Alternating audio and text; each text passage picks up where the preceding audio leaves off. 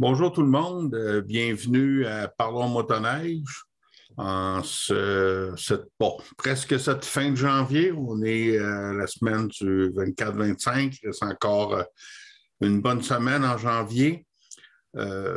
C'est la motoneige a débuté partout, fait que c'est bien. Fait que salutations à tous les auditeurs, que ce soit sur TVME, sur YouTube, Mégantic, Lac-Beauport, tous les gens qui nous écoutent, ben, salutations. Je sais qu'il fait froid. Si vous n'êtes pas motoneigiste, peut-être que vous trouvez les temps difficiles un peu. On a des bons froids du moins 25 à quelques reprises, des moins 15, moins 18, même moins, voire moins 20 le jour. Mais bon, nous, les motoneigistes, ben, écoutez, on en profite. C'est notre saison. On s'habille chaudement, puis on va profiter des sentiers. Parlant des sentiers, ben, écoutez, tantôt, je vais vous parler des problématiques qu'on vit dans le secteur des cantons de l'Est, mais pour les sentiers en général, c'est ouvert partout. Ça me fait plaisir de vous dire que la totalité de la province est potentiellement ouverte partout. Il n'y a pas de région qui est fermée par manque de neige. Actuellement, c'est sûr, on n'a pas un surplus de neige, on a le minimum pour opérer. Même ici, dans le secteur de Valcourt, nos sentiers sont bons. On ne peut pas les qualifier d'excellents parce que dans les sous-bois, ces choses-là, il manque un petit peu de neige. Mais on surface régulièrement, puis on améliore toujours un peu à chaque fois. On nous annonce potentiellement de la neige pour le week-end prochain. Ça serait très bienvenu. On va se la souhaiter à tout le monde. Mais bon, profitez-en, allez à des endroits que vous n'avez pas été normalement. Découvrez la province, quoi. C'est fantastique. Il y a des très beaux secteurs, même si, je ne sais pas, vous nous écoutez de où. Mais, tu sais, souvent, on entendait parler dans des congrès, la Montérégie n'a pas gros de neige. Mais cette année, là, c'est la deuxième année qu'on peut dire qu'à peu près tous les sentiers sont ouverts là-bas. C'est beau, c'est une belle région à découvrir. C'est sûr que vous n'avez jamais entendu parler des montagnes de la Montérégie, ce n'est pas le cas. Mais il y a des beaux sentiers, des belles choses à découvrir. Donc, profitez, c'est le temps, on est au cœur de l'hiver. Actuellement, on est encore en COVID. Ça veut dire quoi pour nous motoneigistes? Je le répète à chaque semaine, je veux rappeler les consignes. Ben, c'est toutes les consignes générales qui s'appliquent. Les sentiers sont ouverts, il n'y a aucun problème, il n'y a aucune restriction, il n'y a plus de couvre-feu. Donc, c'est correct. Par contre, la plus grosse conséquence pour nous, c'est qu'on n'a pas accès au restaurant. Par contre, à la majorité des places, on peut rentrer, se réchauffer à la toilette. Souvent, on peut commander quelque chose à manger. On commande quelque chose à manger, puis mais il faut sortir le manger dehors. Certains relais, certaines places ont un feu dehors et des tables à pique-nique. Ce n'est pas la majorité, il y en a un petit peu. Il y en a que c'est difficile de faire ça, c'est pas, ça ne se prête pas. Donc, il faut s'habiller chaudement. Souvent, on voit souvent des gens emmener leur lunch. Non, on arrête en sentier, on sort notre thermos de café, notre breuvage, puis on mange notre sandwich. Bon, c'est sûr que c'est plus difficile de manger chaud dans ce cas-là, mais bon, je vous dis que l'être humain s'habitue. Hein? On commence presque à être habitué de faire ça. C'est la deuxième hiver. Par contre, j'ai bon espoir. Là. Les rumeurs nous parlent potentiellement d'une réouverture des salles à manger pour soit le 31 ou le 8, hein, si je m'abuse, le 31 ou le 7. Donc, c'est possible que ça réouvre. Bon, ça va être encore sur certaines conditions, ça va être à 50 de capacité. Y aura-tu des line-up dehors pour aller dîner dans certaines places? C'est possible, là, parce que on sait qu'en motoneige, on arrive à des endroits, c'est déjà plein, mais là, ça va être 50 donc on va aussi prévoir possiblement des délais, mais bon, au moins, ça va fonctionner. Puis, je le souhaite pour le 31, c'est la santé publique qui décidera. On devrait être au courant de la prochaine date cette semaine. Fait on respecte les règles, on porte le masque et bon, qu'est-ce que voulez-vous? Un moment donné, ça devrait finir par finir. Pour les conditions de sentier, ben, je l'ai dit un petit peu en début d'émission, c'est très bien. Écoute, avec ce qu'on a, là, on en profite. Par contre, je veux prendre une minute pour partager avec vous les problématiques qui sont vécues dans les cantons de l'Est. Dans les cantons de l'Est, actuellement, il y a des sentiers qui sont fermés. Le premier qu'on voit ici, c'est le fameux sentier 45 qui est Eastman-Magog. Très beau sentier, était très bien apprécié de tout le monde. Sentier, là, un peu sur le bord de l'autoroute 10, si ça vous dit quelque chose, ceux qui sont passés là, on voit le Mont-Feu, c'est super beau. Cette année, le sentier 45 est ouvert jusqu'à Eastman, puis même, on pourrait dire jusqu'au chemin nord ici. Après ça, c'est fermé, puis là, ce bout-là, il est fermé aussi. C'est quoi qui s'est passé là? Pourquoi que c'est fermé? Vous avez sûrement entendu parler, le Canadien Pacifique a resserré ses normes de façon un peu unilatérale et ils ont cancellé la traverse du chemin de fer qui se faisait là. C'était une traverse, là, un passage à niveau, tout à fait, mais c'était dans le champ et c'était à côté de l'autoroute 10, là, ceux qui se souviennent. Ça a été jugé non sécuritaire à cause de la visibilité. Donc, la traverse a été démantelée. Et pour cette année, c'était impossible de revoir ça. Là, il y a des pourparlers qui ont été faits. Apparemment que l'an prochain, la traverse va réouvrir. Il y aura des installations de sécurité qui vont être faites. Je ne sais pas exactement quoi, là, mais ça va être discuté au printemps pour faire des travaux l'été prochain et permettre la réouverture de ce sentier-là qui était apprécié de tout le monde. Fait que pour cette année, on oublie ça, le Eastman-Magog, c'est des cul-de-sac à chaque bout, mais c'est malheureux, mais c'est la situation. On vous demande, là, essayez pas d'y aller pareil, ça va juste compliquer les choses avec le Canadien Pacifique. On prend ça comme c'était il y a 4-5 ans, il n'y en avait pas. Donc, on va vivre avec ça. Un autre sentier qui est fermé, qui est important pour nous de la région de Valcourt, qu'on utilisait beaucoup, c'était le sentier 521. Là, il y a une portion qui est fermée. C'est sur tantôt, ce que je vous ai montré, c'est sur le territoire des motoneigistes du Memphremagog. Celui que je vous montre là, c'est sur le territoire du Club motoneige Enfants de l'Estrie, Sherbrooke en guillemets. C'est vraiment le sentier qu'on prenait là, quand on était ici, mettons, là, à la brasserie du lac Brompton, et on voulait aller directement à Sherbrooke, traverser la route 249 et rejoindre le sentier 538. Ce sentier-là est fermé. Ça, c'est pas le Canadien Pacifique. C'est une terre ou un terrain qui s'est vendu, une terre, c'est quand même assez gros. Et il n'est pas question, le droit de passage a été automatiquement suspendu par le nouveau propriétaire. Les alternatives ont été évaluées. Il n'y a pas eu de conclusion encore cette année. Je suis persuadé que le club Enfants de l'Estrie va travailler très fort pour réussir à trouver une place pour passer pour l'an prochain. Mais pour l'instant, pour cet hiver, c'est fermé.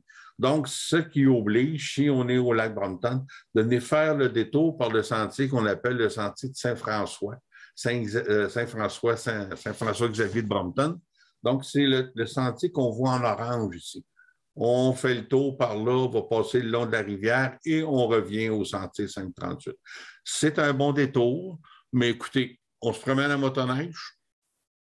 On en profite. Donc, normalement, c'est un sentier qui est très beau, lui aussi. Là, et puis, je pense qu'ils vont redoubler d'ardeur pour l'entretenir, étant donné, en plus, même s'il est local, ça sera il y aura beaucoup d'achalandage, vu que ce sentier-là est fermé. Fait que c'est une deuxième portion. Une autre portion qui est fermée, on revient au motoneigistes du Memphremagog, c'est les deux clubs les plus impactés actuellement sur le territoire des cantons de l'Est. C'est pas parce que je ne veux pas parler des autres, mais c'est ces deux-là qui ont vraiment des impacts, puis qui ont des impacts sur nous aussi de la région de Valcourt, parce que c'est des coins où on allait. C'est encore Magog, ça c'est le sentier 45 qui était fermé un peu plus loin. Là. Lui, ça va, ça passe. Ici, on va aller passer, là, je ne l'ai pas dans ma photo, mais on est à côté de la rivière Magaille, on traverse le barrage hydroélectrique, tout ça est correct. Mais avant ça, si on arrivait de Sherbrooke, par exemple, on pouvait passer dans ce qu'on appelle Aumerville. Ici, c'est la route 112. On traversait la route 112 à côté de chez Magaille Concept. Bien, maintenant, à partir de là, c'est fermé. Pourquoi? Parce que dans ce secteur-ci, on circulait à côté de la voie ferrée du Canadien Pacifique et ça a été interdit. Donc, pour l'instant, ce sentier-là est fermé. Va-t-il rouvrir? Je ne le sais pas. Il faut qu'ils trouvent d'autres alternatives. C'est un parc industriel ici, il y en a possiblement, mais pour le moment, pour cet hiver. Par contre, le détour n'est pas très grand, là. Si vous arrivez de Sherbrooke, bien, vous venez passer par le petit sentier jaune-orange ici de l'autoroute, vous retombez sur le 45 pour vous revenez à votre place. Ce n'est pas un gros compromis, là.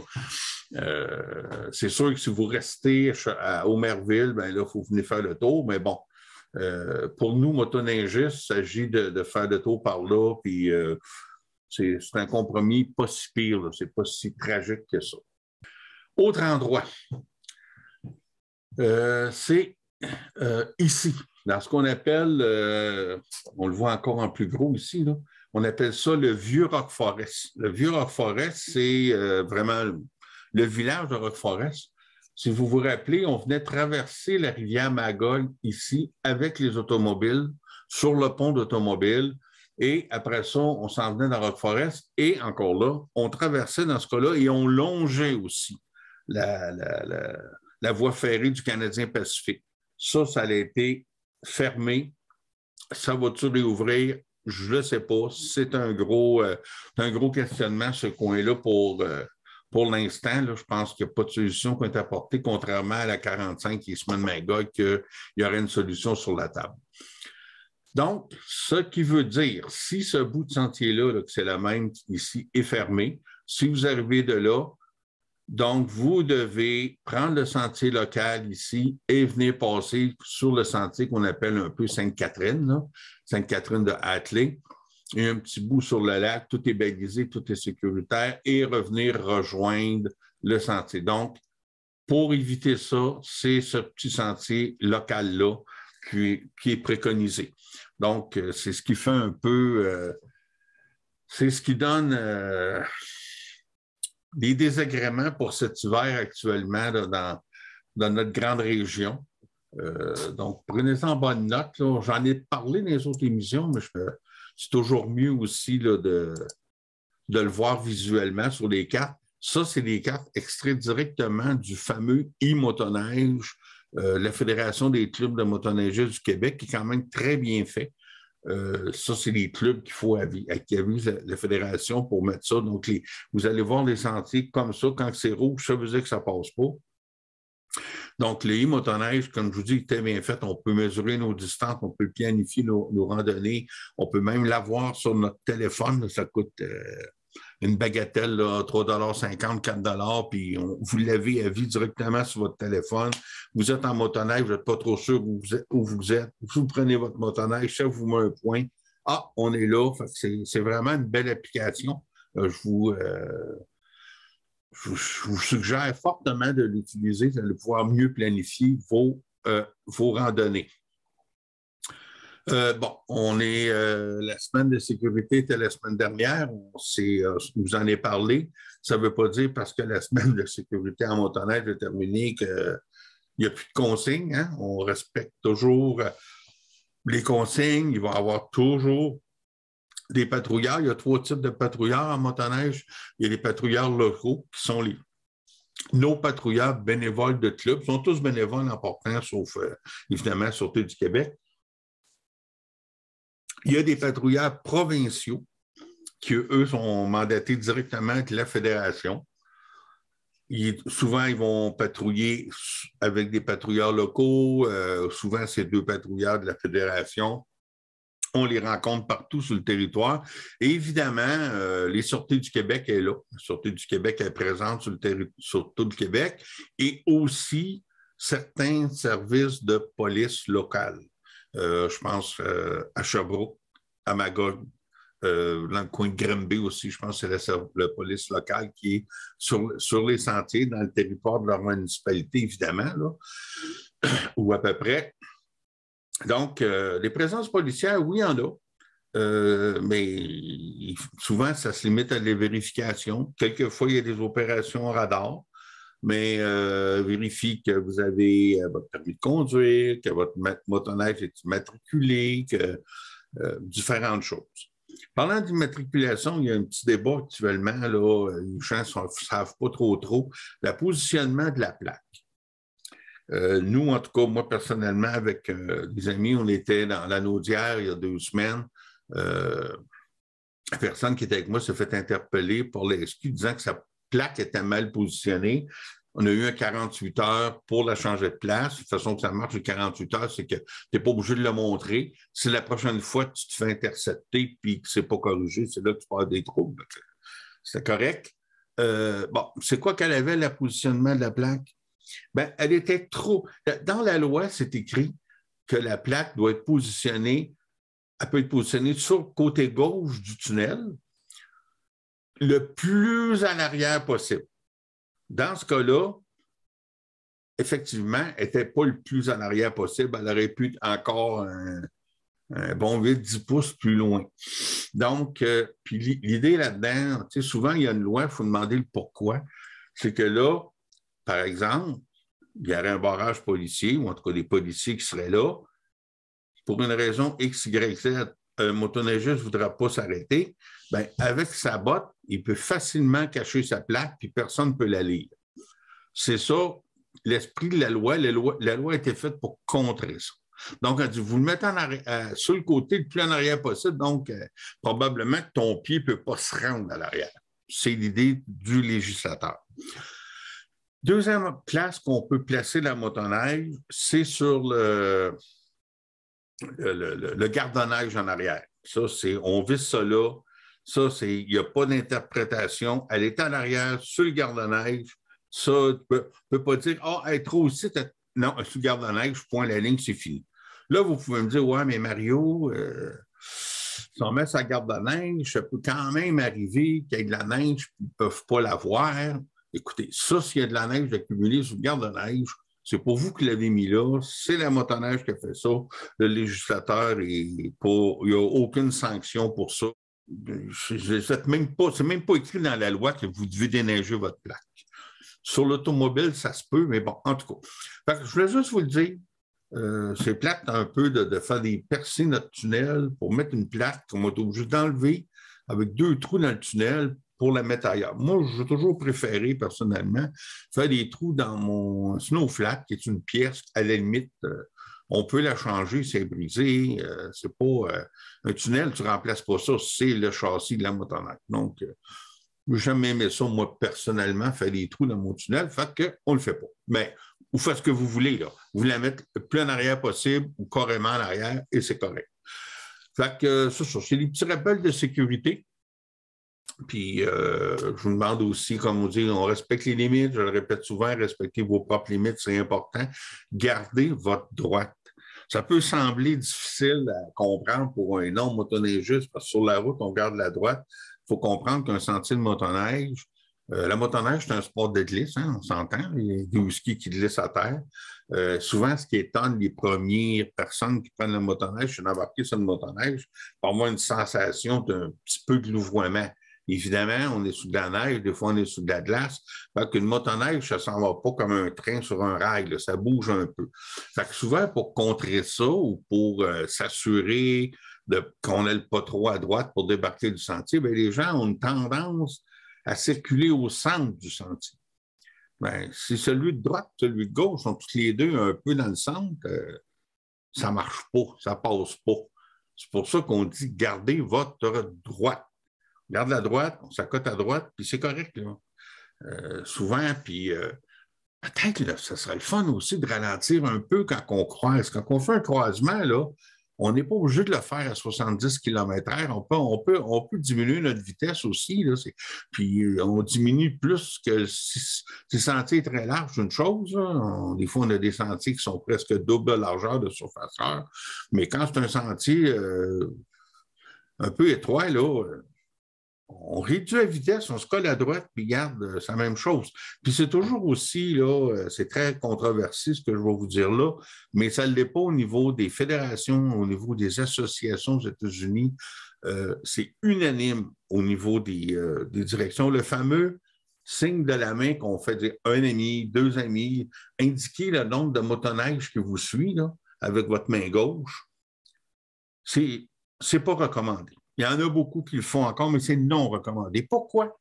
Parce que, premièrement, vous ne le savez pas comment il y a de motoneige en arrière de vous. Mais oui, vous êtes parti avec deux de vos copains, vous montrez un d'eux. Mais, plus compliqué que ça, il y a possiblement un autre groupe de 3 ou 4 qui vous a rejoint. Vous êtes le premier en avant, vous ne savez pas qu'il y en a 3 ou 4 autres de plus. Vous montrez 2, mais il y en a 3 de plus. Donc, si quelqu'un vous montre le nombre de personnes techniquement qui le suit, on oublie ça, ce n'est pas nécessairement la vérité. De plus, si vous faites ça avec votre main gauche, et où votre main gauche n'est pas sur le guidon, là. Moi, j'aime bien mieux croiser quelqu'un qui est à sa place puis qui a le contrôle à 100% de sa motoneige avec les deux mains sur le guidon. Je pense que la vraie sécurité, c'est ça. Et les recommandations des fédérations à travers le Canada, à travers les États-Unis, c'est unanime, c'est ce qu'ils recommandent. On garde la droite, on garde nos mains sur le guidon. Toujours, toujours bien important de faire ça parce que c'est le meilleur contrôle qu'on peut avoir sur sa motoneige. Donc, c'était mon petit conseil de sécurité pour cette semaine.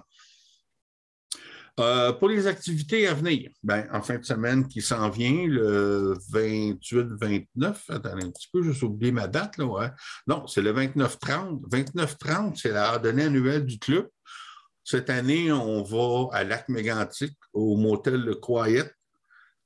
Sur la page du club, vous avez toute l'information. Si vous appelez là-bas, vous dites avec le groupe des pionniers. Bon, évidemment, en tant que COVID, c'est sûr, on va être ensemble, on va se jaser un peu le long du sentier. Mais écoutez, on ne pourra pas manger à la salle à manger, c'est fermé. Mais bon, ils vont livrer aux chambres, il y a un menu, on va livrer, on mange chacun dans notre chambre, autant déjeuner, souper. Pour le dîner, on arrête à la Grange Pardue à Âme-Nord. Là, on peut manger, on peut se réchauffer et on commande pour apporter un fameux take-out qu'on mange à l'extérieur. Il y a des tables installées, il y a un feu à l'extérieur pour se réchauffer. Donc, on va dîner là.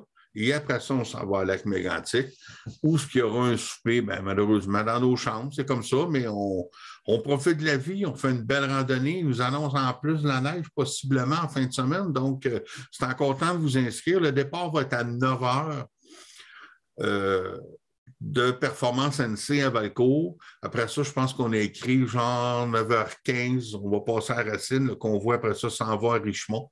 Donc, sur la page Facebook du club et site Internet, là, toutes les heures sont écrites là, à peu près à quelle heure qu'on s'attend de passer à chaque endroit. Donc, inscrivez-vous, c'est encore le temps. Il reste la place au Croyette, fait que c'est quand même une belle randonnée qu'on va faire en groupe. Après ça, il y aura Mordu de l'hiver, en événement virtuel le 6 février. Mordu de l'hiver, c'était, je pense que ça va redevenir, c'était un événement de motoneige antique avec une parade, une promenade aussi en sentier. Donc, pour cette année, évidemment, c'est suspendu. C'est organisé par le musée à Valcourt. Mais le 6 février, dans la journée, il y aura des reportages virtuels qui vont être diffusés à différentes heures de la journée. Allez sur le site du musée pour voir les heures. Mais si vous dites, ah non, moi, 6 février, je vais faire de la motoneige, je me t'as dit de belle idée, c'est un samedi, ces reportages-là, vous pourrez les écouter en différé sans aucun problème. Fait que c'est des reportages qui vont être là pour un bon bout de temps. Après ça, dans les activités à venir, porte ouverte, 19-20 février. Porte ouverte, c'est un week-end qu'on peut circuler dans les sentiers de motoneige sans droit d'accès. Ça prend le reste, là, portez votre casque, droit d'immatriculation, assurance et tout le kit. Mais vous pouvez découvrir tous les sentiers à travers le Québec cette fois-ci, c'est partout. Donc, 19-20 février, ça a été repoussé, c'est en janvier. Je pense que l'idée de l'avoir mis là, c'est pour être sûr que les restrictions COVID soient levées. Je crois que ce sera effectivement le cas là, le 19-20 février, si on en suit les rumeurs. Fait que ça fait le tour un peu pour cette semaine. J'espère que l'émission vous a plu. Profitez de l'hiver. On est au cœur de l'hiver. On est quand même chanceux. On a de la neige. Chose différente. Depuis, on n'a pas de fameux temps doux qu'on dit, il annonce la pluie, puis après ça, les sentiers de glace et tout. Bon. Pour l'instant, dans les 2 prochaines semaines, il n'y a aucune chose comme ça de prévue. On a un hiver qui est vraiment un hiver, certains la diront rigoureuse, mais nous, on soit juste un petit peu plus de neige. Fait que merci beaucoup d'avoir été avec moi pour cette émission. Je vous souhaite bonne randonnée. À la semaine prochaine.